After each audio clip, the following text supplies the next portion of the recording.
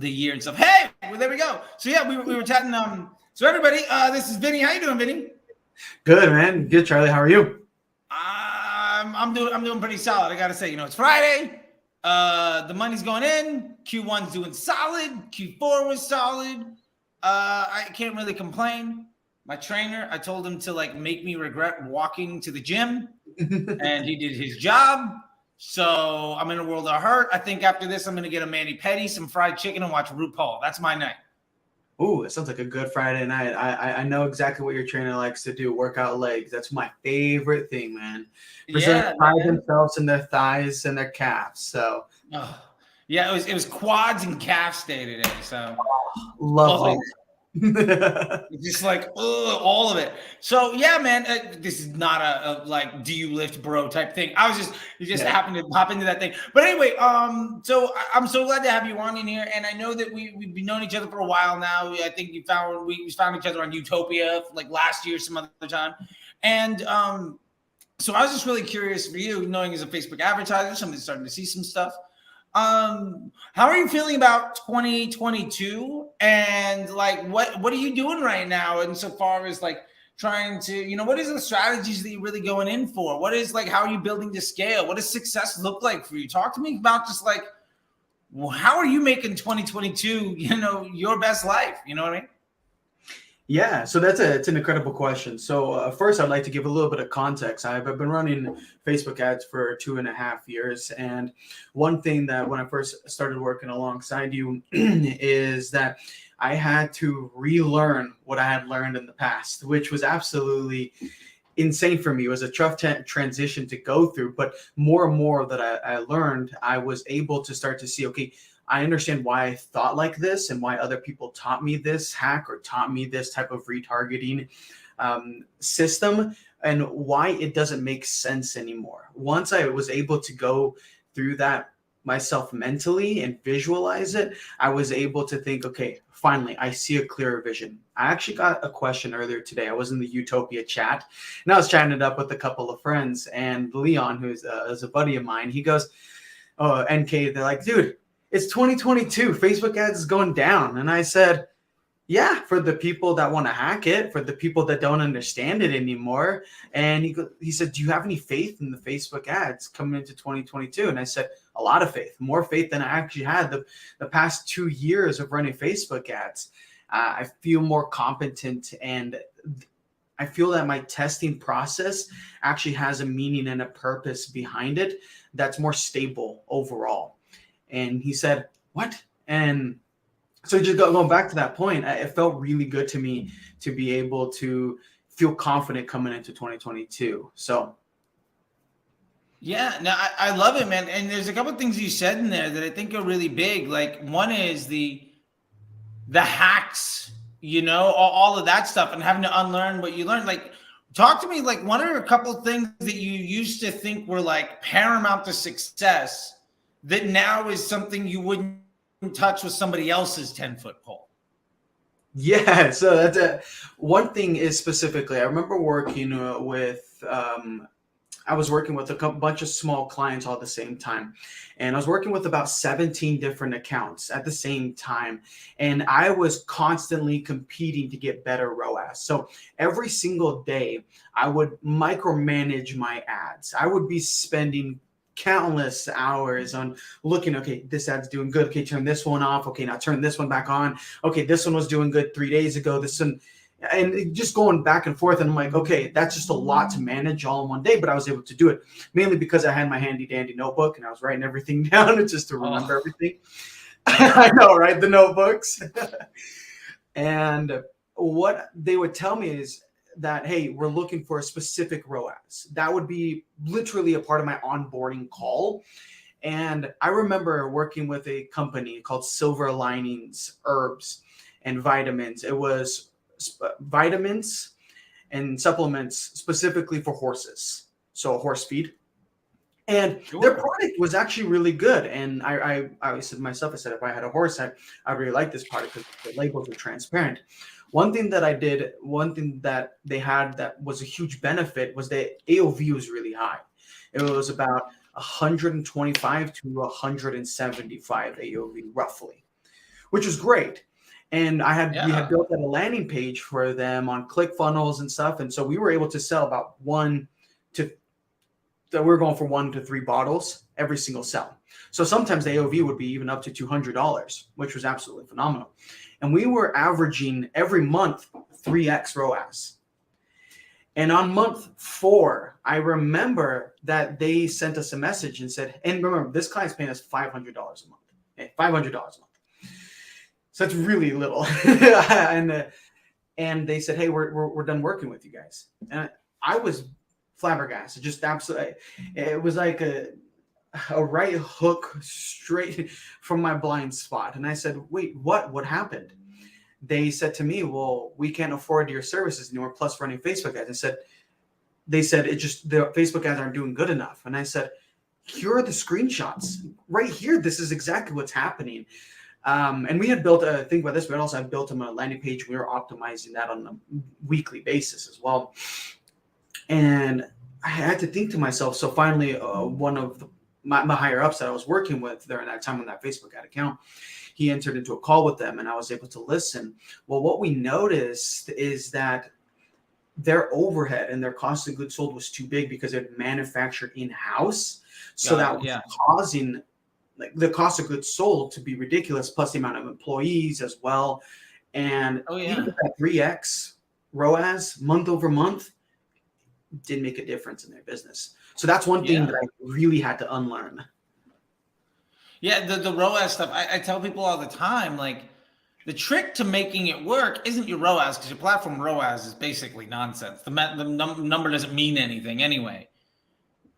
There's like this equation. There's like we call like the golden equation of direct consumer. Really anything, but for the purpose of this conversation, golden equation of direct consumer, which is like your cost of goods plus your cost of per acquisition of a sale. Because remember, a sale is not a customer, right? Like having a customer is very different than making a sale. Those are two very functionally different things.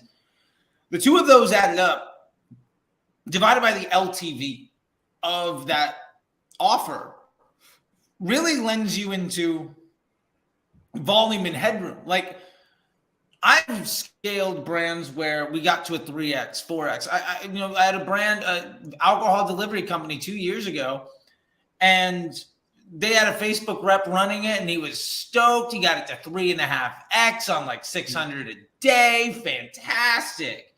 And they were making like 10, 15 grand profit a month. Awesome. They were happy. I came on board, and instead of looking at it that way, we looked at profit margin of each individual sale, that COGS plus CPA, parentheses, divided by LTV, and got it that way. So we understood we were making $22 on a sale. We got them up to $3,000 a day. So we were doing $50,000, $100,000 in profit a month at like a way larger spend, although our ROAS looked terrible.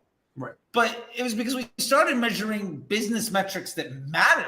You know, we weren't concerned about CPMs and CPCs and click-through rates of an ad and trying to maximize the ROAS. I've maximized that ROAS so damn good the business damn near went out of business so many times. Because, oh yeah, great, you're making $10 for every dollar you spend, but we can only afford to spend $100 because we have no revenue. We have no volume. And that lack of context, man, I tell you, I think it's crushing people. And I love that you said that. I mean, I think, you know, you went through the MBA program. I think one of the things that we talk about so much in the MBA program is that concept of Scrum Doc and ecosystem ROAS and being able to measure that lift, right? Incremental to your business to understand what is the value of what I'm doing, and ultimately what's the most important thing that I can do. And I mean, it makes sense to me. I mean, that's why I teach it and I've been using it for years, but I'm super curious, like for you, is that where you're getting some of this confidence from, some of this knowledge, some of this of like, I don't look at ROAS anymore because it doesn't matter. This is the metric. These are the things that are important. Is that working out for you these days? Yeah, it is working out for me. And it's actually working out quite well because even in my own e-commerce business, and I was even talking to my wife about this because we're just barely opening up her e-commerce store, is, honey, like, are we able to look at the overall ecosystem of everything that we're doing? And then when we're able to do that, we are able to look at it more holistically and give us a greater idea of how much traffic we really need from Facebook and how much we want to spend on Facebook to make us profitable. And when we look at look at it holistically, I actually have a good example of this. I worked with an account. The brand was called Moody Girl. It was a energizing chocolate specifically for women. And what we noticed, again, we were looking at the project and saying, hey, we're doing a good job. But what we noticed is that her back-end systems or everything else, she was relying strictly just on Facebook, not looking at the business over holistically, even though her husband was a digital marketer himself. But we had like no email set up, no sequences, no LTV. We had no idea how many people were coming back and buying once again. So that fundamentally changed my perspective, because once I started to think about all the previous clients that I had worked with, and I thought, man, there's so much more that we could have done if we looked at the entire ecosystem. Yeah, I can't tell you how many times, like, I feel like something I try to tell people is, if you can make Facebook simple, like, one of my objectives is to make Facebook projectable and simple and steady so that it takes a couple hours a week to really manage. That means now you have a steady stream of individuals to some funnel or some offer, whatever you want to call it, some gateway. And then you can spend the rest of the time maximizing the value of that. And I think, in the last Q&A in the MBA program, because every week we have classes and one-on-ones and stuff. And in the last one, we really got into this idea of maximize the volume of everything that you can down to that offer that has the best, D2C equation outcome. And then, our favorite little Google Analytics thing that we talk about all the time, the user flow, and find where that bottleneck is. And if you can just figure out what the issue is in that bottleneck to explode the LTV, or if you make a 10% change in that last piece of that customer journey, that could be a 20, 30, 50% increase of your Facebook ad spend. And there's nothing you're going to be able to do on Facebook ads, for instance, with this chocolate company. No Facebook ad is going to increase is going to make somebody buy 3 times after they bought, but there's no email set up, no SMS, no customer service set up. Like, so much of being successful as a Facebook marketer is figuring out how to make Facebook stable, and then figuring out what is wrong with the business. I've always said, like, the light bulb moment for me was, my job isn't to spend the money and let you know how good I did with it, right? My job is to understand why you're not giving me twice as much, and to let you know the problem in your business you need to fix, so that I can spend twice as much money, because your Facebook media budget is an output of the rest of your business success. And that fundamentally changed so much for me. So much. So that being said, like, what are some of the things that you used to do to juice that ROAS that now, like, you're just not even thinking about it anymore? Retargeting, honestly, retargeting a lot. But again, it's for that company specifically, we would run a lot of retargeting for her to help out with gathering. Like, we would say, all right, how long does 5 bars of chocolate last for you? She says, Sure. Well, about 30 days. I said, okay, cool. So then engagers after 30 days, 60 days, so on and so forth. Right? We wanted to bring people back in so we could reconvert them, so on and so forth. That was one thing that I did to bump up that ROAS. And again, this is something that I learned, and I had to reframe my thought. I said, how do I identify the bottlenecks? I would like to talk about that just a little bit, because I know you and I have talked about that personally a lot. Oh yeah. In depth. I love it. That's what the one-on-ones are so much fun. We we have fun. It's like we're on the phone for however goddamn knows long. And it's one of my favorite parts about things, is getting to talk to people like you about this kind of stuff right here. Please. Yeah, it was one of my favorite things as well. Actually, I was looking back on the recording because I wanted to bring on a new client, and I was actually showing him our fun Google Analytics funnel builder. I was showing him yesterday. I said, "Oh, this is so cool." He said, "Dude, I didn't even know Google could do that." And I said, "I know." And so we were talking about it, and I said, "Okay, we need to identify the bottlenecks." How many businesses I've worked with that don't know what their bottlenecks are in their business. They just want you to do exceptionally well on Facebook. It blows my mind. And now that I think it back with all the clients that I work with, the amount of bottlenecks that we identified but never did anything about because we never thought of it like that. The reframing in my brain has helped so much. So when I onboard or work with a new client, I say, okay, look, we're going to work by objectives, by business specific business objectives. And we're going to identify these bottlenecks. And then we're going to, like you said, open up the floodgates, say, okay, what's the next bottleneck? Okay, how do we continue building this? And how do we spend more on Facebook? And I never thought about how do we spend more on Facebook. I always thought, how do I maximize the spend that I currently have on Facebook to make the numbers that I get look really good? So just tie it back into ROAS, right? How many ads do I need? How many creatives do I need? And all those. Yeah, no, I love it and that's great to get us into another spot, but just that business objective. Oh man, I can't tell you how many people like have the crippling mistake of thinking I can spend $1,000 on one offer. So if I want to get to 5,000, I need 5 offers. When in reality,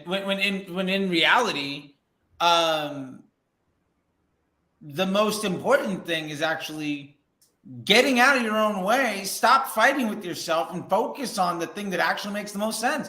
Like that idea of trying to scale your business by making a machine learning platform dumber and chasing a million things I'm going to do better by doing 5 times as many things worse is the dumbest thing ever once you say it out loud, right? Yeah. And I get like why people think that way. It makes sense until you like use real world examples of like, well, no, that's not how this works. That's not how any of this works. I love that commercial. But she's like, I unfriend you. I taken you off my wall. I love that. No, but I love it. And you're getting down to like a great point here about pushing the creative, you know, and once you've identified the business objectives through those equations we've talked about, and you're going over the stuff that we talked about managing the funnel and doing the analytics and stuff, which, by the way, I mean, this is all in the Facebook Ads Mba program, but if you notice, most of this doesn't have anything to do with like the right audience or the right bidding model, because none of that makes any difference.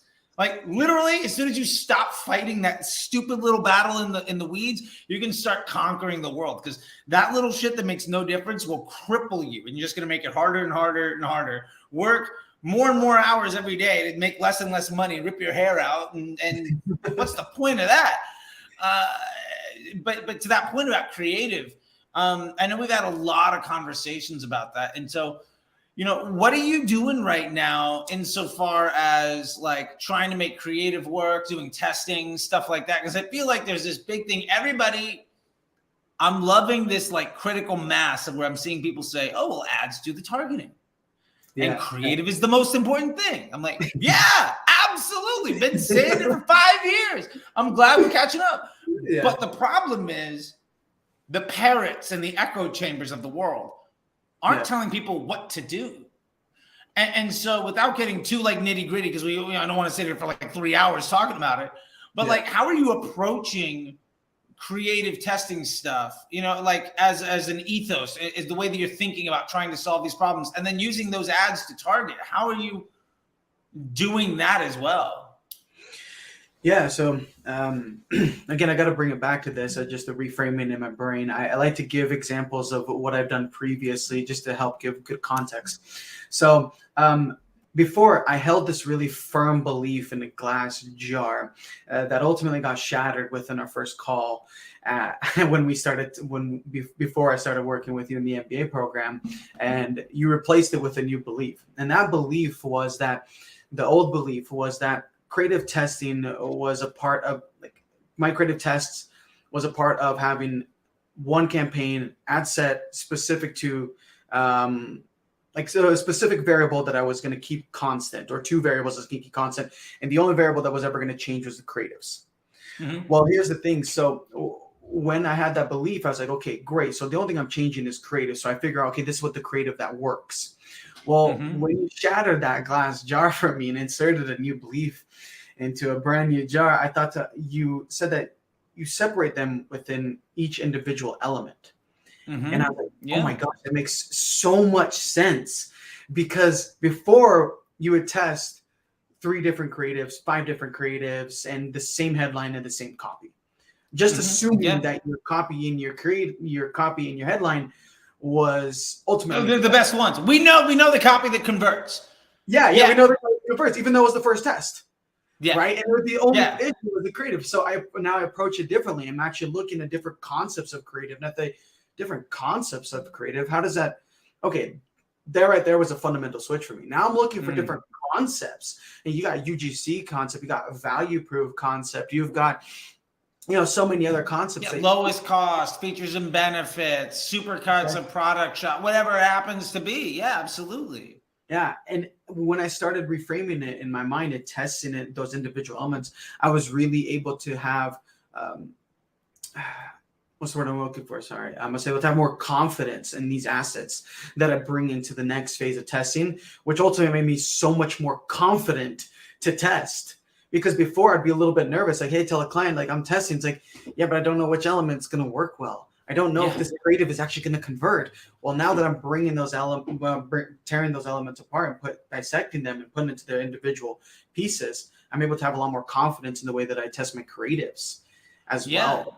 No, I love that. Like the fact that instead of taking throw the spaghetti against the wall because nothing really matters, it's a crapshoot, and I'm going to say, well, this had to do good after 3 days. I'm going to bet my entire business on its success. And then ripping your hair out when it dies after 4 days and saying, well, Facebook's not stable. Because like any business, if you're firing any employee, if you hire 12 people, and then you say, all right, great, I've got 1-star employee, I'm going to make them run the entire business. And then the shit house goes up in flames. You're like, well, clearly I can't, like, my business is like, the problem isn't the ad, right? The problem isn't Facebook. The problem is Facebook works. Facebook does exactly what it says it's going to do. They sell you some of their attention for profit. And your objective is to meet that contract of giving people a positive experience that ultimately turns into positive business objectives for your brand. And when you start looking at it that way, I think you start to realize, well, how can I be a good partner? And it goes to like, I mean, I'm a married guy. Like if my wife said, I need this, that, and from you. And my response was, fuck you. It's not going to work out well. But that's at the core of the strategy of 90% of people that I see running Facebook ads. And they're trying to come up, their solution in that analogy would be more like, well, I'm just going to try to come up with more excuses, or I'm just going to try to, handle the symptoms of all the problems instead of really addressing the core issues. And if you don't address the core issues, you're never going to be able to move forward. And, like you can't move mountains if you're always worried about the little pebbles, right? It's just never going to happen for you, And one of the things I love about the concept stuff, and it's something that we talk about all the time, and I'm curious to see how this is working out for you, but targeting, right? Like we're talking about primarily using broad. And people are like, well, broad doesn't work. Facebook doesn't work, but it absolutely does. And it's just a matter that you are not taught properly. And it's because most people learned from some guru on the internet who's probably overworked and underpaid and poorly trained by somebody else that was overworked, poorly trained.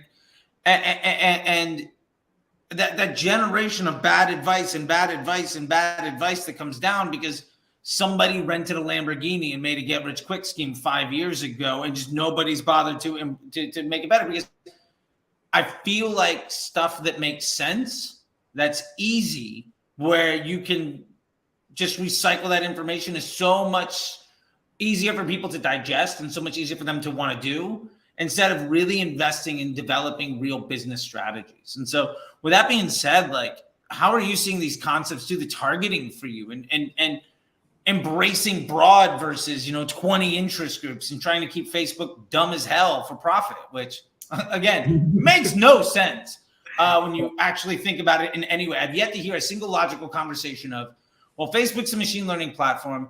My goal is to keep it as dumb as possible and to print money.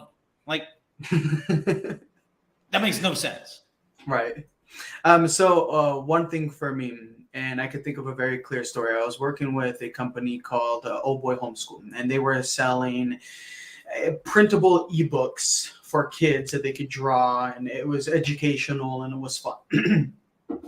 What I'd have to do is go through rigorous market research to identify their audience. Like, who exactly am I speaking to, right? And go through and I find, okay, this is their interest. Okay, great. So I went through the audience and I was like, hey, this audience, moms that have kids that are 2 to 5 years old, that stay-at-home moms, that so on and so forth, right? You get the gist. And I remember actually increasing the amount of sales that I got for them, but still not at a profitable rate. So when I started looking at broad, I actually noticed this on one account that someone that I used to work with, and he was actually running broad for financial, and it was doing the best out of all of the other interests. And that didn't register to me until just barely. Yeah. And so as soon as I started embracing broad, I saw one, super low CPMs, lower cost per link clicks. I know those are just vanity metrics, but I started to see more and more people come into the funnel overall instead of limiting it, and being specific with the way that I communicate with them through my creatives, through the concepts. So all that market research didn't necessarily go into audience, which it did in a way, but not on Facebook, but letting Facebook find the people that I wanted to speak to and speak to them clearly and communicate with them clearly. And because I was able to find that through my primary text, my creative, and my headline, it was able to target more people who wanted that before I would exclude, because they might not have fit that specific audience. Yeah. Like, and so before you were paying extra to prevent your ads from seeing the right people. And as your costs rise and your efficiency goes down, you are blaming the system for doing exactly what you told it to do instead of letting it do its job. Right. Exactly. And I had already written. I love that that's working out. Yeah. Like I said, so much reframing, because I've gone through so many different instances of that. And definitely. And I would always let my primary text, my headline, my creative speak for them, try to work with the audience. But now I'm just letting it say, hey, Facebook, find the people who are going to resonate with this with the most, and let's not exclude them all. Let's let them all come to us. I love it, man. I love it. Well, I really appreciate that. I think that's so right on. And I love hearing this stuff come from other people, right? I love talking to students, and I love talking to clients, and I love talking to other minds that have like figured this stuff out. And, you know, one of the things that we've kind of danced around a little bit here, but I want to kind of touch on, one or two things real quick is, we got to meet each other on some spots, but one of the big leaps forward for us was really, you going through that MBA program, the Facebook Ads MBA program. And, people can hear me talk about it till the cows come home, but right before we're getting on, you were saying, one of the biggest issues is the confidence, right? Is the ability to know what you're doing. And that's what the before world was like, right? And now shit is fundamentally different, right? And I just love to know from your own words, man, just what you got out of it and what you enjoyed most about it. Because I want people to know that these are things that real people can have for themselves. And I could try to say it a million times, but never trust the car salesman about the quality of the car. Ask the guy that paid money and bought it and driving it around for 30,000 miles, right? Yeah. It's somebody that has fundamentally changed their quality of life and their trajectory because of that. Man, talk to me about your experience and what you love the most. Yeah. So what I love the most is the big picture. Honestly, I'm a big picture kind of person. I want to build big things. I want to help my clients build their businesses in a big way. And what I really, really love is the fact that ultimately, when we hopped on the phone call, we barely talked about Facebook ads. It was kind of funny because we barely talked. We had 2 or 3 calls, I think. About before we got you in, it was like, I don't know if I should trust this guy. Yeah, we had probably 2 or 3 45-minute calls of you just making sure I was a legit dude and this is the right move for you. It was, hey, look, that's what it took to make you feel like it was the right thing to do. And very, very little of what we talked about was actually Facebook ads, because Facebook ads has very little to do with your success as a Facebook ads manager, ironically enough. Yeah, and that helped me out so much because I've liked to do Facebook ads, but I've always liked to help the business owner. That's why I would build out landing pages for business owners and help them convert, because majority of the time their website wouldn't convert. I'd be like, hey, don't worry, I'll do it. I got this, right? And I would go there and I build email sequences for them. And I say, okay, don't worry, I got this. Because I always knew there was more than Facebook. And what I love so much is that you teach more than Facebook. The ecosystem ROAS sheet for me has really changed my mind in the way that I look at businesses, and identifying bottlenecks has really changed my mind the way I look at businesses that I bring in, businesses that I want to work with, because there were before when they couldn't identify their own bottlenecks, it became really difficult to work alongside them, because it's like, hey, what are you doing to identify the bottleneck? I'm driving the traffic. Like, it's only Facebook ads. That's the problem. It's like, well, there's more to that. And I always knew inside of me that there was more to that. So once you reveal that, and I think that happened in our second call, you revealed that, and I said, boom, like, there it is. That, my belief in my glass jar shattered. And I said, well, shit, but that was one of the things I absolutely loved about it. Also the community. I've met some absolutely incredible people. Kelvin, Daniel, Alex, Tom, Jared. I mean, some incredible people out there who just, honestly, it's a good group of people that I was really hoping to connect with. And sometimes we take time outside even of your lectures, and we will look at like, hey guys, do you guys all have a question about this? Like, yes, well, let's all hop on the call. And we all hop on the call. Really? That's awesome. Yeah, we all hop on the call and we all talk together, and we send each other messages like, hey, how are things going? I called Tom 3 days ago, and I said, bro, like, I'm getting like a $5 cost per lead. He goes, so I built some really good life. It's like a fellowship. Yeah, like community. I love that. Yeah, and that's one thing that I really loved, and as well as our one-on-ones. I love one-on-ones. Those to me are incredibly important. That was one thing that we talked about in our third call. I said, hey, are we going to have one-on-ones? And you said, yeah, definitely. And I'll take as much time and answer all the questions that you need. And yeah, true. And I still have that as additional lectures instead of just buying a course. I have like real world lectures that we can actually go through with real life questions and instances that I can tell. Yeah, opening up your screen, recording the whole phone call, diving through, like answering your questions, holding your hand through all of these individual things, giving you direction to the next pain points, like letting you know, okay, here's the 5 things you're going to do. And in 7 days, this thing's going to go wrong. So let's prep for it now. Like all of that stuff, like knowing what to do. And I love to see people blossom through all of that stuff. And I think, to wrap things up, the most important thing about that is, you were trying to make a decision on whether or not you were going to take control of the rest of your life and what that direction looked like. And now you're a elite level marketer that is, taking on clients and doing really great stuff. And I mean, I love it. And part of the thing too is when you have new clients and you have new questions and stuff, there's that community. So it's not just like, well, I graduated, what am I going to do? It's like, I have a problem.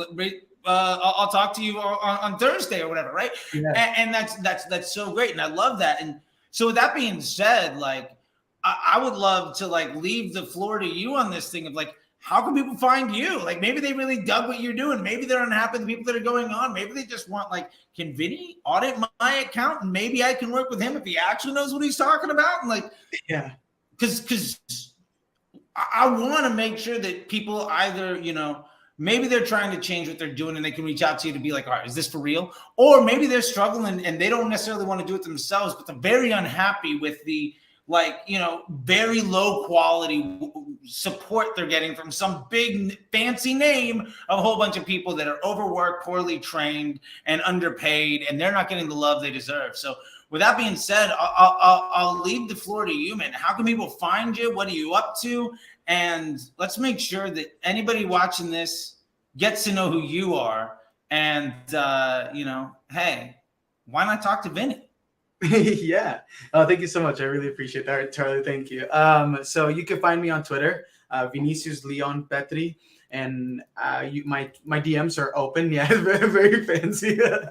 I got the link in the description. Okay, promise. Great. Yeah. Okay. And yeah, you can find me there. My DMs are always open. You can ask me any type of questions. And one thing that I do want to say really quickly is if you're on the fence at all in any way, think about this. What what Charlie teaches as your mentor in the MBA program is something that it's going to take you years. I'm talking about 5 to 10 years to learn, to go through and experience, and you can finish that much faster. That was one thing that me and him talked about. I was like, look, I want all your knowledge. Give it to me. And you're like, okay, cool. And so that was exactly, but that's where you can find me. Currently what I'm doing is Facebook ads, CRO, helping with conversion. Like we're even writing copy for landing pages if that's necessary, because like we talked about the ecosystem, whereas there's a whole ecosystem. Not just Facebook. I want to make sure that whatever traffic that I'm driving is also converting, and then we're converting on the back end. So I'm also doing emails as well and different email sequences to help out companies. So those are the things that I'm doing. I love it, man. I love it. Well, thank you very much, dude. I appreciate it. Like I said, it's Friday. I'm pretty sure I promised my wife a mani-pedi at 5 o'clock with some fried chicken and RuPaul. And okay, I got 12 minutes to walk 5 minutes up the street, and I probably should make sure she's ready to go. So I really appreciate it, man. I get to live a life, and I'm very happy about it. I love getting to talk to alumni, and I love getting to talk to successful people. And I really hope that, like, one of the vibes I get out of all this ultimately is you took a risk investing in yourself. Yeah. It was not the cheapest investment you made, but I hope it was the most valuable one. Oh, yeah, for sure. It definitely was. Right on, man. Well, hey, look, thank you so much. I'm going to let you go. I got to go. Happy weekend to you. And I know we got some more one-on-ones. And if I don't see you until I see you, I'll see you. Yeah, good. Same to you. And all right, you have a great time. Tell you later I said hello. Keep kicking some ass, man. I'll see you later. You as well. Happy weekend. Bye.